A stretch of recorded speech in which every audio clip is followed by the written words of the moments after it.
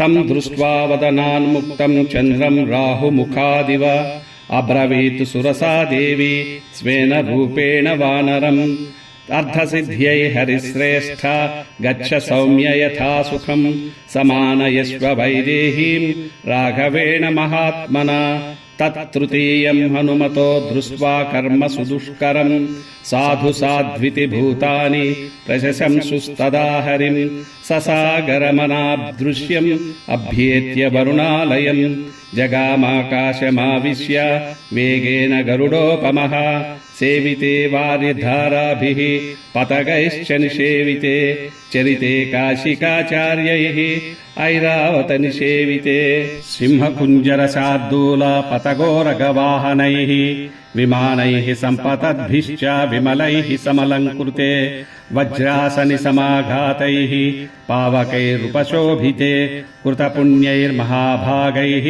స్వర్గజిద్భిరలంకృతే వహతా హవ్యమత్యర్థం సేవితే చిత్రభానునా గ్రహనక్షత్ర చంద్రార్క తారాగణ విభూషితే మహర్షిగణ గంధర్వ నాగయక్ష సమాకులే వివిక్తే విమలే విశ్వే విశ్వావసు నిషేవితే దేవరాజ గజాక్రాంతే చంద్ర సూర్యపథే శివే వితానే జీవలోకస్య వితతే బ్రహ్మ నిర్మితే బహుశః సేవితే వీరైర్విద్యాధర గణైర్వరైః.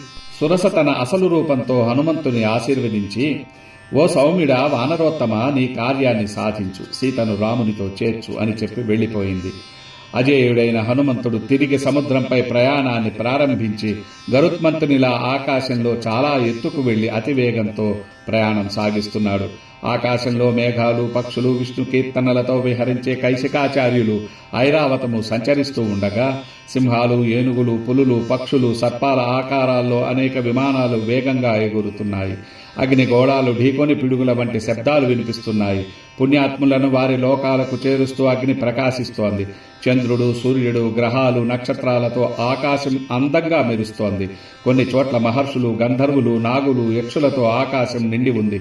కొన్ని చోట్ల నిర్మలంగా ఉంది. గంధర్వరాజు విశ్వావిశువు అక్కడ నివసిస్తున్నాడు. దేవేంద్రుని గజాలు సంచరిస్తూ విద్యాధరులు దర్శనమిచ్చారు. అలా జీవలోకానికి పైగా విస్తరించిన ఆ ఆకాశం బ్రహ్మదేవుడు నిర్మించిన దివ్య పరదావలే ప్రకాశించగా హనుమంతుడు తన యాత్రను అప్రతిహతంగా కొనసాగిస్తున్నాడు.